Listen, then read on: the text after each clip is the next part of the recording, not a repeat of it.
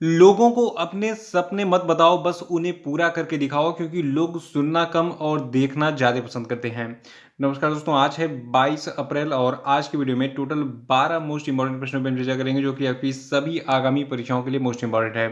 तो शुरू से लास्ट तक बने रहिए वीडियो में और इस वीडियो को पूरा देखने के बाद आप इसकी पीडीएफ फाइल जो है इसको भी डाउनलोड कर सकते हैं नीचे डिस्क्रिप्शन बॉक्स से और हमारे टेलीग्राम चैनल से, दोनों जगहों से इस वीडियो की पीडीएफ मिल जाएगी। और जो लोग हैं वो चैनल को सब्सक्राइब जरूर कर लेंगे, साथ में बेल आइकन प्रेस करके वीडियो को लाइक और शेयर कर देंगे ताकि आने वाले सभी वीडियोस के नोटिफिकेशन आपको ऑटोमेटिक मिलते रहें। वीडियो का पहला प्रश्न आज का है कि राष्ट्रीय सिविल सेवा दिवस यानी कि नेशनल सिविल सर्विसेज डे जो है ये कब मनाया जाता है। तो देखिए, हर साल हम 21 अप्रैल को नेशनल सिविल सर्विसेज डे यानी कि राष्ट्रीय सिविल सेवा दिवस मनाते हैं। और सवाल ये उठता है कि जो आपका राष्ट्रीय सिविल सेवा दिवस है ये कब से मनाया जा रहा है। तो देखिए, इस दिवस को साल 2006 से मनाया जा रहा है।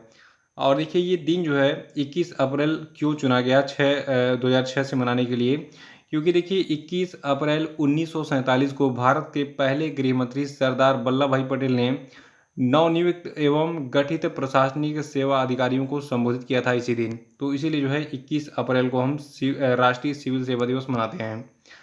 अगला है कि विश्व रचनात्मकता और नवाचार दिवस यानी कि world creativity and innovation day कब मनाया जाता है। तो देखिए, विश्व रचनात्मकता और नवाचार दिवस को हम 21 अप्रैल को मनाते हैं और इस दिन का मनाने का उद्देश्य है समस्या समाधान में रचनात्मकता और नवाचार के महत्व के बारे में जागरूकता बढ़ाना और व्यक्तिगत और समूह स्तरों पर रचनात्मक बहुविषयक सोच को प्रोत्साहित करना। और देखिए, खास बात यह है कि जो आपका विश्व रचनात्मक और नवाचार दिवस है इसकी स्थापना हुई थी 25 मई 2001 को टोरंटो कनाडा में। और इस दिन के संस्थापक कनाडाई मार्सी सहगल थे, यानी कि कनाडाई व्यक्ति थे मार्सी सहगल, इन्होंने इस दिवस की स्थापना की थी। और एक खास बात यह कि 15 से 21 अप्रैल तक यानी कि अप्रैल के महीने में ही 15 से 21 अप्रैल तक विश्व रचनात्मकता और नवाचार सप्ताह भी मनाया जाता है। और 21 अप्रैल को क्या मनाता है, विश्व रचनात्मकता और नवाचार दिवस। अगला है कि वेस्ट इंडीज के किस स्टार क्रिकेटर ने इंटरनेशनल क्रिकेट से जो है संन्यास ले लिया। तो देखिए, हाल ही में कायरन पोलार्ड, यहाँ पे इनकी फोटो दिख रही है, इन्होंने इंटरनेशनल क्रिकेट को अलविदा कह दिया है। ठीक है, 2007 में इन्होंने जो है वेस्ट इंडीज़ के लिए जो है डेब्यू किया था और इसी साल यानी कि 2022 में फरवरी में भारत के खिलाफ इन्होंने अपना आखिरी वनडे मुकाबला खेला था। तो कायरन पोलार्ड जो है किस देश के क्रिकेटर हैं, वेस्ट इंडीज़ के, और इंटरनेशनल क्रिकेट को इन्होंने अलविदा कह दिया है। अगला है कि अप्रैल 2022 में आरबीआई ने मणप्पुरम फाइनेंस पर कितने लाख रुपए का जुर्माना लगाया। तो देखिए, जो मणप्पुरम फाइनेंस है इस पर टोटल 17.63 लाख रुपए का जुर्माना लगाया है। और आपको बता दूं, जो आपका मणप्पुरम फाइनेंस है इस पर जो है आरबीआई ने ये जुर्माना केवाईसी यानी कि नो योर कस्टमर और प्रीपेड पेमेंट इन्वेस्टमेंट रेगुलेशन का पालन करने में विफल रहने के लिए जो है ये जुर्माना लगाया है। अगला है, प्रॉक्टर एंड गैम्बल इंडिया के नए मुख्य कार्यकारी अधिकारी कौन बने।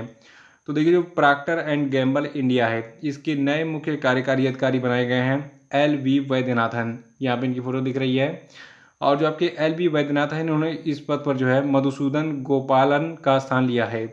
और देखिए, जो आपके एल वी वैद्यनाथन हैं ये इनका जो कार्यकाल है ये 1 जुलाई 2022 से शुरू हो जाएगा।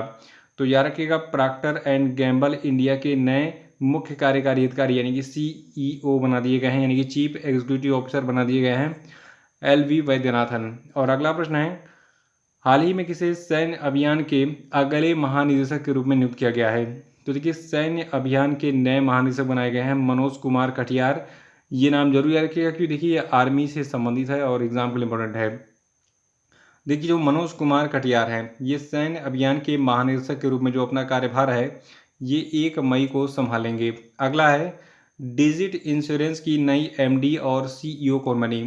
तो देखिए, जो कंपनी डिजिट इंश्योरेंस है तो डिजिट इंश्योरेंस की जो नई एमडी और सीईओ बनी है इनका नाम है जसलीन कोहली। याद रखिएगा, विराट कोहली के नाम से अटैच कर लिए। तो जसलीन कोहली जो है ये डिजिट इंश्योरेंस की नई एमडी और सीईओ होंगी। और डिजिट इंश्योरेंस ने 20 अप्रैल 2022 से जसलीन कोहली को अपना नया प्रबंध निदेशक और मुख्य कार्यकारी अधिकारी बनाया है। और देखिए, जो आपकी जसलीन कोहली हैं ये इस पद पर विजय कुमार का स्थान लेंगी। अगला प्रश्न है कि हाल ही में नरेंद्र सिंह तोमर ने किस स्थान पर 2022 खरीफ अभियानों के लिए कृषि पर एक राष्ट्रव्यापी बैठक का उद्घाटन किया? तो देखिए ये प्लेस नई दिल्ली रहा। याद रखिएगा, नरेंद्र सिंह तोमर ने नई दिल्ली में भी हाल ही में 2022 खरीफ अभियान के लिए कृषि पर एक राष्ट्रव्यापी बैठक का उद्घाटन किया था। और देखिए इस बैठक में नरेंद्र सिंह तोमर ने बताया कि दूसरे अग्रिम अनुमान के अनुसार भारत में कुल खाद्यान्न उत्पादन 3,160 लाख टन तक पहुंच जाएगा, जो कि एक नई ऊंचाई है। और इन्होंने बताया कि दलहन और तिलहन का जो उत्पादन है ये क्रमशः 269.5 लाख टन और 371.5 लाख टन होगा। और देखिए तीसरे उन्नत अनुमानों के अनुसार बागवानी उत्पादन 2020-21 में 3310 यानी कि 3,310.5 लाख टन तक पहुंचने की उम्मीद है, जो कि भारतीय बागवानी के लिए अब तक का सबसे बड़ा स्तर है। और जो आपके नरेंद्र सिंह तोमर है, इन्होंने तर्क दिया कि यूरिया को नैनो यूरिया में बदलने की एक विधि जो है विकसित की जानी चाहिए। तो ये सारी चीज़ें जो है 2022 खरीफ अभियान के लिए जो राष्ट्रव्यापी बैठक थी उसमें कही गई थी नरेंद्र सिंह तोमर के द्वारा। इसको याद रखिएगा। अगला है कि हाल ही में किसे अमेरिका की उपराष्ट्रपति कमला हैरिस की रक्षा सलाहकार के रूप में नियुक्त किया गया? तो देखिए अमेरिका की जो उपराष्ट्रपति कमला हैरिस हैं, इनकी जो है रक्षा सलाहकार बनाई गई हैं शांति सेठी, जो कि एक भारतीय मूल की लेडी हैं। और शांति सेठी एक प्रमुख अमेरिकी नौसेना के लड़ाकू जहाज़ की पहली भारतीय अमेरिकी कमांडर भी हैं। तो इसको याद रखिएगा कि कमला हैरिस की जो रक्षा सलाहकार बनी है ये शांति सेठी हैं। और देखिए अगला प्रश्न भी इंपॉर्टेंट है। देखिए अमेरिका के सुप्रीम कोर्ट में अभी तक किसी भी अश्वेत महिला को जो है अपॉइंट नहीं किया गया था, और लेकिन अभी हाल ही में केतनजी ब्राउन जैक्सन को जो है अमेरिका की सर्वोच्च अदालत में पहली अश्वेत महिला के रूप में नियुक्त किया गया है। तो अगर पूछा जाए कि अमेरिका के सुप्रीम कोर्ट में अपॉइंट होने वाली पहली अश्वेत यानी कि ब्लैक वुमन कौन है, तो इनका नाम है केतनजी ब्राउन जैक्सन। अगला है कि Hurun global health care rich list 2022 में सबसे ऊपर कौन है? तो देखिए जो आप अभी हाल ही में Hurun global health care rich list जारी की गई है, तो इसमें सबसे ऊपर हैं भारत के साइरस एस पूनावाला। देखिए हुरुन की जो बहुत सारी लिस्टें जारी होती हैं, यहाँ पे हेल्थ केयर रिच लिस्ट की बात हो रही है, यानी कि हेल्थ केयर सेक्टर में सबसे अमीर व्यक्ति कौन है। तो वर्तमान में हेल्थ केयर सेक्टर में सबसे अमीर व्यक्ति हैं दुनिया के साइरस एस पूनावाला, और इनकी कंपनी का नाम है साइरस एस पूनावाला के। देखिए इनकी कंपनी का नाम है सीरम इंस्टीट्यूट ऑफ इंडिया, ये इसके अध्यक्ष और प्रबंध निदेशक हैं। और 26 बिलियन अमेरिकी डॉलर वर्तमान में इनकी संपत्ति आंकी गई है, और ये 26 बिलियन अमेरिकी डॉलर की संपत्ति के साथ दुनिया के सबसे अमीर अरबपति बन गए हैं हेल्थ केयर सेक्टर में। देखिए साइरस पूनावाला के बाद जो है जो दूसरा तीसरा चौथा स्थान है किसके पास है? देखिए साइरस पूनावाला के बाद थॉमस फ्रिस्ट जूनियर और family of HCA health care, मॉन्टेटे लीजिटिंग और जू हैंग 19 बिलियन डॉलर के शुद्ध मूल्य के साथ दूसरे स्थान पर हैं। और इसके बाद भारत के जो एक और व्यक्ति हैं जिनका नाम है दिलीप सांघवी एंड फैमिली, ठीक है। तो ये 18 अरब डॉलर की संपत्ति के साथ इस सूची में 5वें स्थान पर हैं। और दिलीप सांघवी एंड फैमिली की जो कंपनी है इसका नाम क्या है? सन फार्मास्यूटिकल। अगला प्रश्न है कि भौतिक विज्ञानी प्रोफेसर अजय कुमार सूद को कितने वर्ष के लिए केंद्र सरकार का प्रधान वैज्ञानिक सलाहकार अपॉइंट किया गया?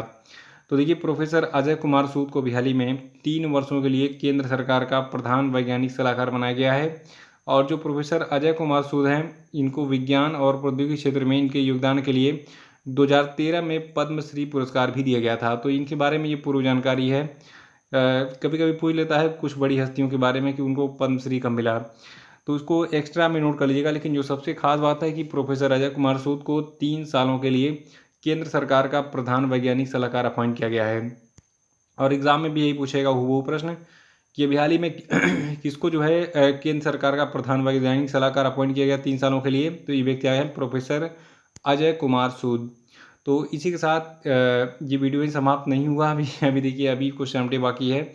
तो सभी लोग कमेंट बॉक्स में आंसर देंगे। देखिए पहला प्रश्न आपका है कि संयुक्त राष्ट्र चीनी भाषा दिवस कब मनाया गया, बताइए। और अगला कि हाल ही में पीएम मोदी ने किस राज्य के बनासकांठा में 600 करोड़ रुपए की लागत से बने बनास डेयरी के नए परिसर और आलू प्रोसेसिंग प्लांट का हाल ही में लोकार्पण किया, बताइए। अगला कि भारतीय वायुसेना ने 19 अप्रैल 2022 को सुखोई लड़ाकू विमान से किस मिसाइल का सफल परीक्षण किया, बताइए। और चौथा कि हाल ही में किसे विप्रो ने भारत का कंट्री हेड अपॉइंट किया है, बताइए। पांचवा कि हाल ही में किस भारतीय ग्रैंड मास्टर ने स्पेन के कैस्टिले ला मांचा में जो है 48वां ला रोडा इंटरनेशनल ओपन शतरंज टूर्नामेंट का खिताब जीता, बताइए। और अब हम बात करेंगे कल के पूछे गए सभी क्वेश्चन के क्षेत्रों की। का पहला प्रश्न है कि विश्व लीवर दिवस कब मनाया गया। तो देखिए विश्व यकृत दिवस यानी कि वर्ल्ड लीवर डे 19 अप्रैल को मनाया जाता है। और देखिए अभी हाल ही में लेफ्टिनेंट जनरल मनोज पांडे जो है इनको भारत के नए थल सेना प्रमुख के रूप में अपॉइंट किया गया है। और देखिए उड़ीसा राज्य के एक संगीतकार प्रफुल्ल कर थे, इनका हाल ही में निधन हो गया। और अभी हाल ही में मुंबई में जो है हुनर हाट के 40वें संस्करण का आयोजन किया गया था। और देखिए नई दिल्ली में राष्ट्रीय सुरक्षा सलाहकार अजीत डोभाल ने 10 दिवसीय राष्ट्रीय साइबर सुरक्षा घटना प्रतिक्रिया अभ्यास का हाल ही में उद्घाटन किया था। तो इसी के साथ वीडियो समाप्त होता है। जय हिंद जय भारत। इसको अधिक से अधिक लाइक कीजिए, शेयर भी कर दीजिएगा। Thank you.